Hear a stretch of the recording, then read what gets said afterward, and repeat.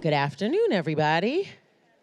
Come on, you know what to do. Good afternoon, everybody. Thank you. Hi, I'm Kaya Henderson. I'm super excited to be here in conversation with Cami Anderson. This is 15 minutes, y'all. You know, each of us could talk for 15 minutes about like one thing. So we are trying an interesting format that we're calling Take 5. 5 questions in these 15 minutes, 3 minutes per question. Like, watch us do our magic, okay? So this is the talk is going to be based on an essay that Cami wrote for the Hoover Institution about her time in Newark, and she'll be available afterwards. If you want to talk to her about it, you can also get it online. I'm going to put up 5 quotes from the article and ask you to discuss. Thanks, Kaya. You want to give a few words of introduction? Nope, just it was really an honor to write for the Hoover Institution about my time as Newark Soup. The piece is 16,000 words, so this 15-minute talk will not do it justice. Spoiler alert, but I'm super grateful to be here with my friend Kaya to try to bring some evocative things to the forefront we could talk about after. And I hope that you all, I mean, these are leadership lessons, right? And most people in this room are leading something or another. We hope that this helps you to reflect on your leadership, that you take away some new lessons, and let's go. Okay, first quote. Oh, let's see. Educational leaders have used these last few decades, to explore an entire continuum from tweaking and refining existing systems to innovating and disrupting the status quo. The solutions are out there, the talent is out there, even the money is out there, you tell us. So what do you think is holding us back? In 3 minutes, leadership, collective will, and a short attention span. So, many of the systems that we have led are decades in the making of being broken, so it's going to be decades in disrupting and rebuilding and making them work for children. That requires co-construction with communities. It requires discomfort, pain, and time, and stick-to-itness and doggedness about removing barriers. And there's so much about how we're set up as institutions that are the opposite of that. So I think we have the ingredients, we just don't have the patience, collective will to bake the cake. Say a word more about collective will. You know, there are difficult calls to be made. You know, 4 curricula are on the table, someone's got to pick one or 2. You know, there's a finite amount of resources. Someone's got to make tough calls. So being able to have a clear North Star and a broad strategy, but also know that you're not personally, regardless of where you sit, gonna win on every issue in order for us to continue to make progress to the North Star. I mean, I would add that the other piece of collective will is, well, I want to emphasize the shared vision piece, right? Like, we have not had a shared vision in a really long time about what to do and how to do it. And so there's fractious stuff happening all over the place. We're going to get to that a little bit more, but you raised collective will, and I don't think we have a collective will at all. Okay, let's go. We might even be able to get in a question or so from the audience. Okay, another quote from the article. Looking at the full picture in Newark, you saw that everyone, local early childhood providers, the district, third-party school operators, private schools, individually run charters, and large charter networks were all doing their own thing. And the unintended consequences of this lack of coordination were becoming more evident and unsustainable every day. Say a word. I'll give you 3 examples. At the elementary level in the South Ward of Newark, while we did have high-performing charter networks that I supported then and I support now, their growth plans were such that we were going to have to close 7 schools in one of the poorest zip codes in the Northeast. Unacceptable, right?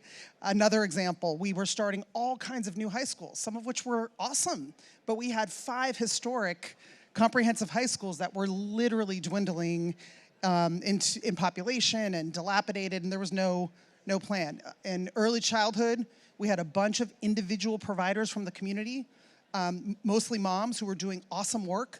Meanwhile, we were building these giant Head Start centers across town. So these are just examples of, we didn't have a master plan. It would be like saying, we're going to transform downtown San Diego one building at a time with no regard for the environment or where it's appropriate to build or how many people want what kind of use. And we do this in schools, and we think we're going to one school our way or one program our way, when the unit of change, in my opinion, should be the community. And that community, we need to come together to have a comprehensive plan with a clear North Star. And when we don't, bad things can happen. Okay, we're going. 15 minutes, who thought of this format? Okay, we had to find a way for the idea of choice to lift all boats, but it wasn't happening, and it can't happen without good public policy and collective action. I've had many school choice advocates dispute this. Some ideologues will have you believe that the mere presence of competition somehow magically raises everyone's game. It certainly didn't happen that way in Newark, nor in the dozens of systems I've worked in since. Woo, come on. All right. I got choice friends in the audience. I got district friends in the audience. Come on.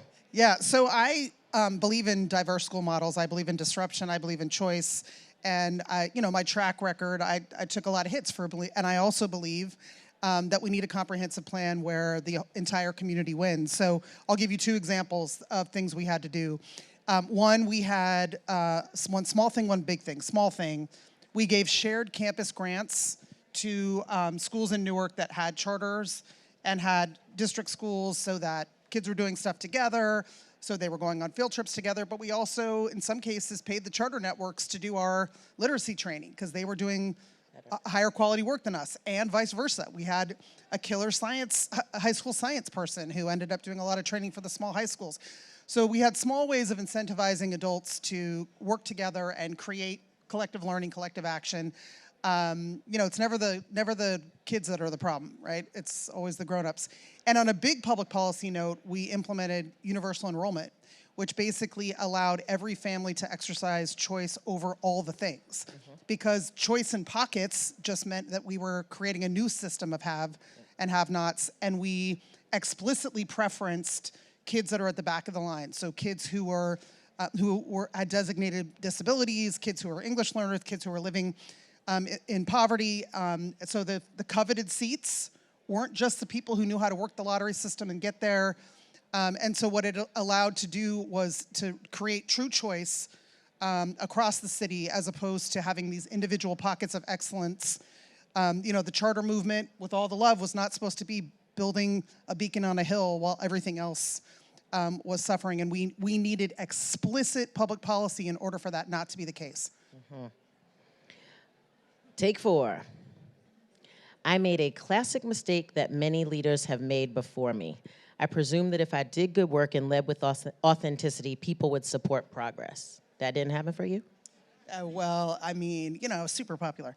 I made a lot of mistakes, honestly, like a ton. I would say I'll give you one personal one, which is I did not pay enough attention. I didn't have message discipline. I didn't have a clear, concise, compelling message that was family-friendly, that was consistent. I did not build a good enough misinformation campaign combat.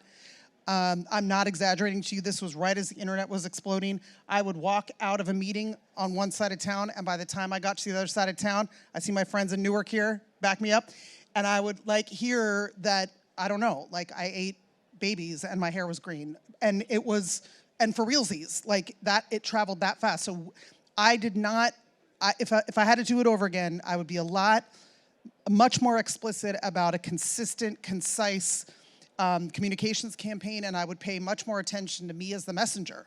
I was, pay no attention to the woman behind the curtain doing the work. Incorrect. That's on me. That's learning that, I would apply. I would also say the idea of when do you go slow to go fast and when do you go fast to go fast? I have examples of both, right? There was an instance where I was told, I should do something faster because if I didn't, it would just give time for a very small interest group to mount an opposition. And I was like, but we're not ready to do that thing well. And that was a wrong call. I should have just done it at a B-, because that is exactly what happened. It just gave, and then I have instances of the other way around. And I'm sure you can relate Kaya, because managing one's own sense of urgency, kids only have 1/3 grade, and the atrocities that happened on a daily basis in Newark, like, really got to me. And there were days when I was like a boss at managing that, and there were days when I just wasn't, and my impatience and my frustration got the better of me at times. I appreciate the candid nature of the answer. I see, Clay, you could clap, it's okay. All right, I got one more because we're gonna get an audience question or so in here. Okay, while the work we did in Newark has been treated by many in education reform as a critical case study for emerging superintendents and district leaders, it is often told as a cautionary tale of doing too much. The story of Newark should push all of us to define the role of the system and why it's so critical and yet so difficult to fulfill that mandate for an entire community. Unit of change is the community. Schools are a piece of a broader community. Newark is a beautiful place because it has a very palpable sense of identity. And so I really believed then, I believe now, that we needed a comprehensive plan for all of Newark. And that was going to be bold. It had to be. There was no incrementalism to be had. Someone once said, well, you're just a disruptor, as if somehow I exist to go and just break things. And I'm like, well, on some level, we're all either enablers of inequity or disruptors of inequity. I mean, there's shades, but we got to pick. And there was so much that needed to be done if we were truly thinking of all kids in every neighborhood in all of Newark. That's going to require a certain amount of commitment to change and to really pursuing that new North Star, even if it makes grown-ups uncomfortable. Okay, I got 3 minutes left. Whew. Go, Audience Kaya. questions. Go, Kaya. Audience questions? No questions from the audience? Chad. Yeah.